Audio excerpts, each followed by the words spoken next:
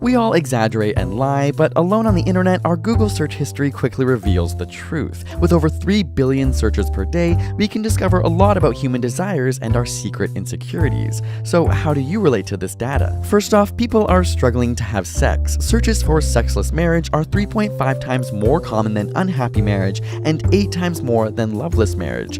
And while the assumption may be that women have lower libido than men, women are actually twice as likely to search for "my boyfriend won't have sex with me" compared to men searching "my girlfriend won't have sex with me." And if you're worried you aren't having as much sex as others, just know they're exaggerating too. In terms of heterosexual sex, a large survey found that women say they have sex 55 times each year, using a condom 16% of the time, meaning 1.1 billion condoms a year.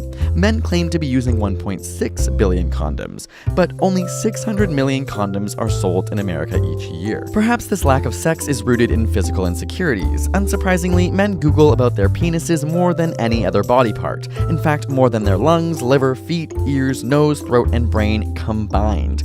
For every one search made by a woman about their partner's phallus, there are roughly 170 searches men make about their own. But guys, don't fret too much about your size, as 40% of women are complaining that it's too big, causing pain. When women search about their vaginas, 30% of questions are related to how others perceive them, particularly the smell.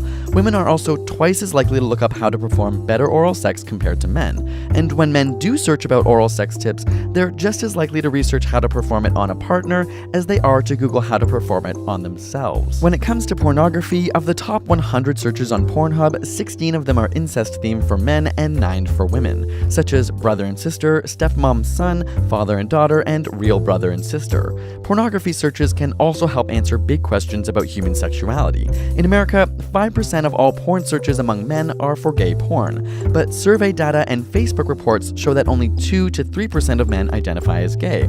The population of self-identified openly gay men is twice as high in Rhode Island, the state with the highest support for gay marriage, compared to Mississippi, the state with the lowest support. One explanation is that those living in intolerant states move to more open states, but statistics show this only accounts for half of the difference. Sadly, millions of Americans are living in the closet. Pair that with Google Autocomplete, which calibrates based on the most popular searches, and you'll see that when you type in "is my husband," it autocompletes to "gay." Women are 10% more likely to type this in than "is my husband cheating," which is the second most common option. In 21 of the 25 states where "is my husband gay" is most frequently searched, support for gay marriage is lower than the national average. The same can be said for casual encounters on Craigslist, where ads for men seeking men are larger in less tolerant states, with highest percentages in Kentucky, Louisiana, and Alabama. Google Autocomplete won't suggest certain words it deems inappropriate, like cock or porn, but if you type in "is it normal to want to," Google used to suggest kill. Similarly, few would want to admit they regret having children, but adults with children are 3.6 times more likely to tell Google they regret having them than adults without children will say they regret not having kids. Google also reveals how racism is still alive and well. The N-word is searched with the same frequency as the Lakers and migraine, with 20% of searches including the term jokes.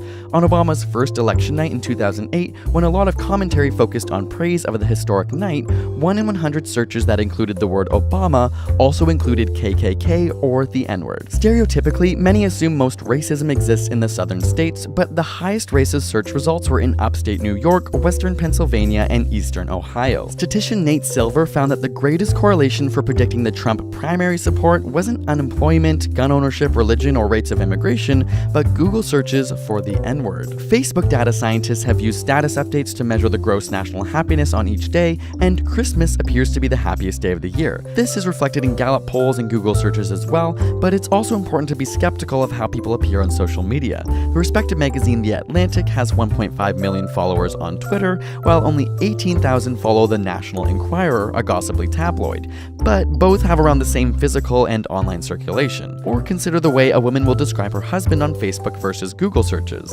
On Facebook, the top terms for a husband is the best, my best friend, amazing, the greatest, and so cute, while the top searches on Google related to their husband is gay, a jerk, amazing, annoying, and mean. We decided to take a look into each other's search history and found out some pretty interesting things about one another. You can watch that video by clicking here. The research for this episode came from the fascinating book Everybody Lies by Seth Steven Davidowitz. We highly recommend it. And subscribe for more weekly science videos every Thursday.